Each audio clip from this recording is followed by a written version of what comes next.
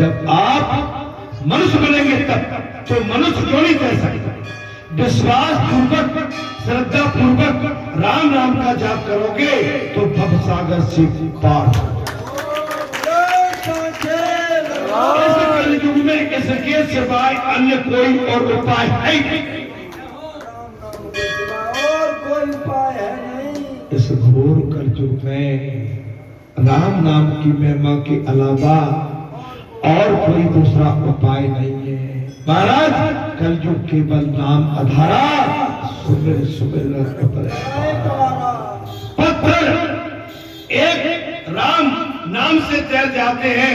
रामचंद्र जी ने लंका में प्रवेश किया, अंगद को वृद्धि के लिए भेजा, विवश के लिए। अनेक राक्षस मारे गए अंगद के द्वारा। लक्ष्मण ने कपट से इंद्रजीत का मस्तक उड़ा दिया। लक्ष्मण जी ने युद्ध बहुत हुआ लेकिन छल से उसका मस्तक उड़ा दिया। वहां सुलोचना ने सती होने को सोचा। वहां सुलोचना ने सती होने की सोचा। कैसे सोचा? एक रही सुलोचना नारी लंगोरिया बारे में रणा को बेरी है।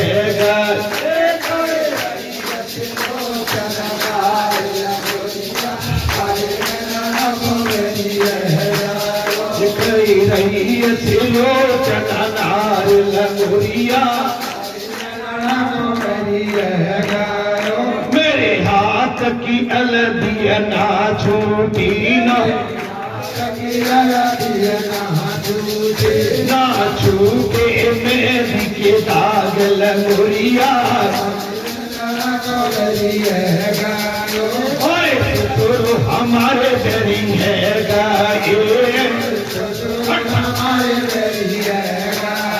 गाये लाए पराई नार लंगोरिया बारे में रहना को मेरी है।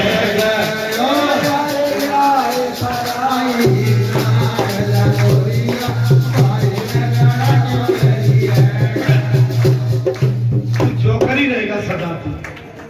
अरे नेक नहीं बैठ सकता है तू भाई। ये मेरे बाबू बस मेरी कथा का बात चल रही है। क्या होता है ऐसे भाई? अरे चलो छोड़ो भाई, थोड़ा बैठना चाहिए। पता नहीं कौन सा सुर कब निकल जाए। अब हमें तो देखिए 5 बजे से साढ़े क्या माने 6 घंटे 6.5 घंटे हो सकते। तुम माने 60 मिनट नहीं बैठ सकते।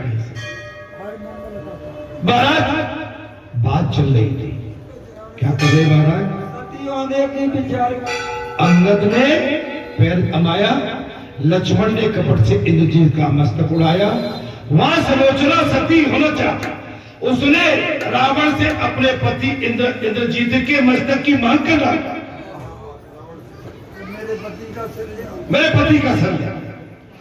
तो रावण ने कहा वो मस्तक तो राम के पास पहुंच गया।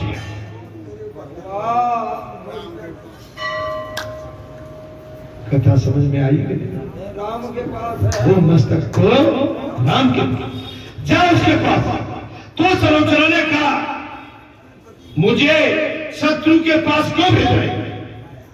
सुलोचना ने क्या कहा? बोले मुझे शत्रु के पास क्यों भेज रहे हो? मैं सुंदर हूं, वहां से कुछ अनर्थ होगा तो? महाराज मैं सुंदर हूं, सो वहां कुछ अनर्थ हुआ तो? रावण रामचंद्र जी की प्रशंसा करते हुए कहने लगा राम तो तुम्हें माता के समान मान देगा।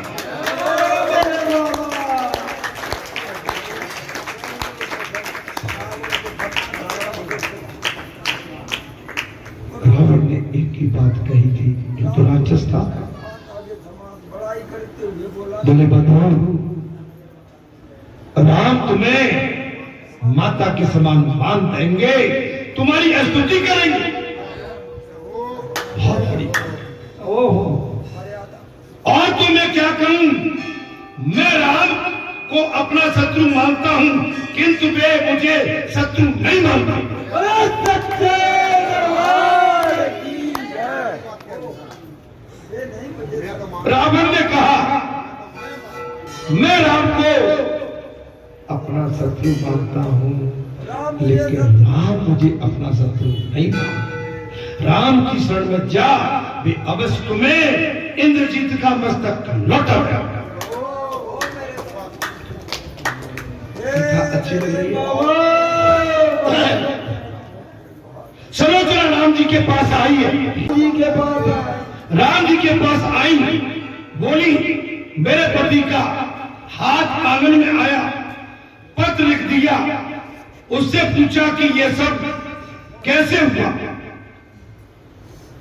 तुम अपने पति की प्रार्थना करो कि यदि आंखें हंसेंगी तो मानोगे कि जड़ हाथ से पत्र लिखा गया।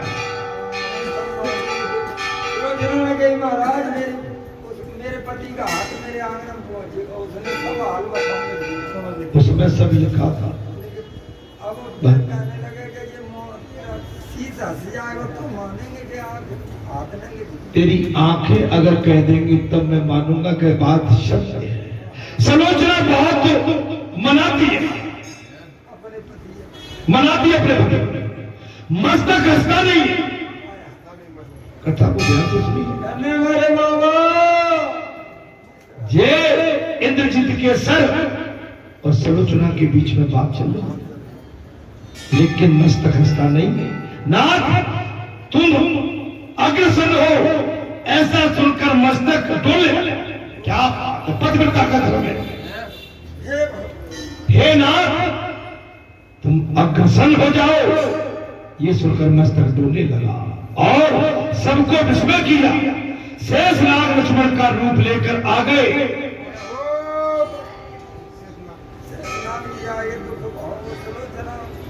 शेषनाग लक्ष्मण उनका रूप लेके आ गए।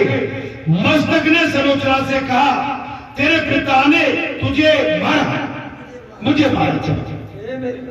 तेरे पिता ने ही मुझे मारा। आज ससुर और दामाद के बीच नहीं, किंतु दो पतिव्रताओं के बीच युद्ध हो रहा।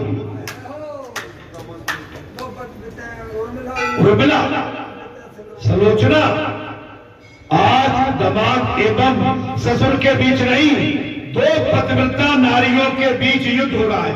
उर्मिला और सलोचना का संग्राम हो रहा है। ये कथा इस तरह सुनी थी कभी आप? अभी नहीं मारो। सलोचना एवं उर्मिला के बीच का संग्राम है। सलोचना की पराजय हुई। सलोचना ने लक्ष्मण से कहा जय आपकी नहीं उर्मिला की हुई।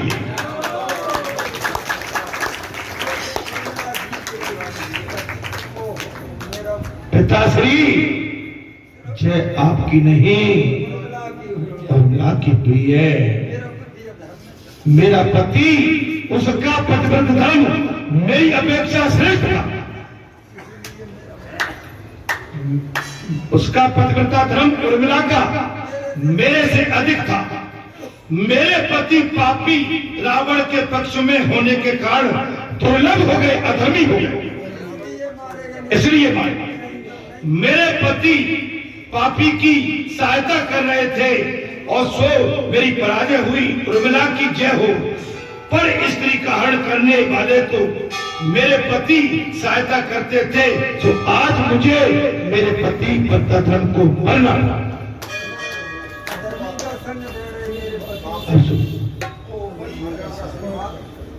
आप आदमियों का साथ दोगे, XYZ, आपका नुकसान निश्चित है। आप हम उससे बच खाते हैं। मेरा पति नहीं कहिए। अरे भाई हम भूल जाते हैं भाई। ये मेरी हार हो गई। जी हार। पर स्त्री का हरण करने वाले को मेरे पति सहायता करते थे, सो मुझे हरना पड़ा। सलोचना सती हो गई, रामचंद्र जी ने उसकी बड़ी प्रशंसा की। अब थोड़ा भजन कीर्तन लगोरिया, क्योंकि अभी हमें हवन भी करना है। मैं ठीक 12 बजे के बाद विराम दे दूं, क्योंकि 1-1.25 घंटा हमें हवन में भी लगेगा। ठीक है, आज हवन प्रातः काल नहीं हुआ, हवन 10 होना है। सुंदर कांड हो गया, लेकिन हवन अभी उधर का शेष है। इस समय नवरात्र चल रहे हैं, 10 हवन होंगे और हवन करना है। थोड़ा सा भैया, इस समय बढ़िया नवरात्रि का महापर्व चल रहा है, कुछ तो कह दो, भगवती की कुछ तो बात कर दो। बोलो सतगुरु भगवान।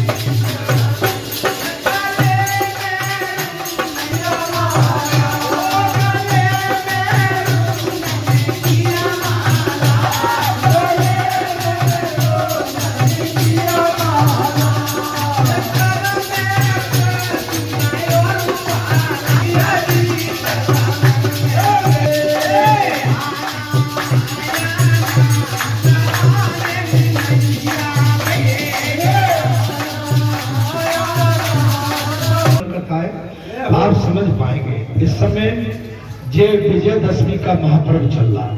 ये रामनवमी के नाम से विजयदशमी का महापर्व है। इसमें जो भी शक्ति पीठ से जुड़ेगा और महाशक्ति की आराधना प्रार्थना करेगा, उसके घर में निश्चित इस समय सफलता प्राप्त हो जाएगी। बात चली सुलोचना शक्ति हो गई। राम जी ने उसकी बड़ी प्रशंसा की, सुलोचना की भगवान राम ने बहुत प्रशंसा की है। राम और रावण के बीच में अब युद्ध चालू हो गया। बात इसमें बहुत बड़ी बात कह दी, और रावण ने कहा था तुम चली जाओ। रावण पर नारी को मां के समान समझते। हाँ, रावण मुझे बैरी नहीं मानते, मैं रावण से बैर करता, मैं राम से बैर करता, राम मुझसे बैर नहीं करते। राम और रावण के बीच भयंकर युद्ध छिड़ गया। रावण की नाभि में जो अमृत था, अग्नि बाण मारा भगवान राम ने, उसको सुखा दिया। रावण की नाभि में अमृत था, भगवान राम ने अग्नि बाण मार के नाभि में अमृत को सुखा दिया, और रावण की यहां मृत्यु हो जाती है। कारण तो बहुत लंबा है, बड़ा युद्ध हुआ, भयंकर युद्ध हुआ। रावण मायावी है, मरता नहीं है, बाण पर बाण अदृश्य, और भगवान रावण से एक खिलौने की तरह खेल रहे हैं। क्या कर रहे हैं भगवान? भगवान रावण से खिलौने की तरह खेलते हैं। रावण अदृश्य होता है, मायावी है, राक्षस है, राक्षसी माया जानता है। रथ पे आ गया, अदृश्य हो गया। विभीषण खड़े, बोले प्रभु ये मायावी है, आप भी अपने लिए रथ का प्रतिबंध करो। राम जी ने कहा विभीषण जी मैं तो धर्मरथ पर सवार हूं, धर्मरथ, मेरे लिए आवश्यकता नहीं है। विभीषण जी ने कहा प्रभु ऐसे नहीं मरेगा।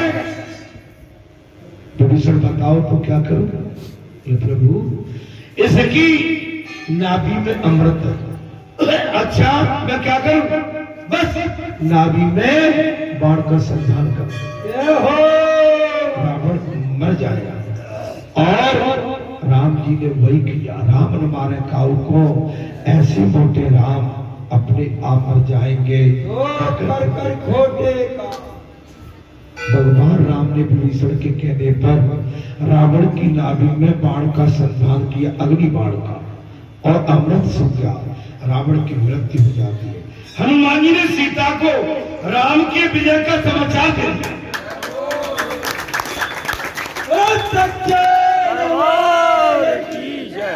हनुमान जी ने राम जी की विजय का माता जानकी को समाचार दे दिया। प्रभु ने स्वयं कुछ भी नहीं दिया, भगवान ने स्वयं कुछ नहीं दिया। लंका का सारा राज विभीषण को सौंप दिया, लंका का सारा राज विभीषण को सौंप दिया। बानरों का सम्मान किया गया। रामचंद्र जी आदि पृथक विमान पर सवार होकर अयोध्या की दिशा को मार्ग में उन्होंने सीता जी को रामेश्वर भगवान के दर्शन कराए। मार्ग रामेश्वर भगवान के दर्शन के यहाँ पर मैंने भगवान शिव जी की पूजा की थी और उनको प्रणाम किया। विमान प्रयागराज आ गया महाराज। हनुमान जी को आगे बढ़ने की आज्ञा देते। हनुमान जी भरत जी के पास आ गए और भरत राम पादुका की पूजा कर रहे। भगवान क्या कर रहे थे? भरत राम जी की पादुकाओं की पूजा कर रहे और सीताराम का जाप कर रहे। हनुमान ने कहा, भरत जी, राम लखन माता जानकी पधार। समाचार प्राप्त हो जाता है। इसके आगे की कथा अगले मंगलवार, क्योंकि अभी हवन करना है। 1-1.25 घंटा अभी हवन में भी आप हमको लगेगा, तो बस नहीं, यहाँ की इस कथा को आज हम यहाँ विराम देते हैं। अगले मंगलवार को बात आती है भरत जी का प्रेम भाव, भरत मिलन और हनुमान जी के माध्यम से समाचार और भरत मिलन, राम मिलन होगा अगले मंगलवार को। इसके आगे की कथा अगले इस विजयदशमी में ही आपको प्राप्त होगी। उस दिन नवमी, उस दिन क्या है? अगले मंगलवार को नवमी। आज मैया का दूसरा दिन भी निकला जाता है। दिन एकदम फटाफट निकल रहे हैं। बस इसी के साथ अपनी वाणी को देता हूं। आरती भी आज भाई होगी, ठीक है? अपन भाई आरती भी भाई। बस इसके बाद उधर हम सब प्रस्थान करते हैं और प्रस्थान करने के बाद पुजारी जी से थोड़ा सा आरती के लिए माने कुछ नहीं, ओम जय जगदीश हरे तो कर ही लेते हैं, क्योंकि पीठ की मर्यादा बन जाएगी। पुजारी जी आरती तैयार कर लो। एक आरती तो बोले ही देते, पीठ की आरती करके ही हमको यहाँ से प्रस्थान करना होगा। जय श्री राम, जय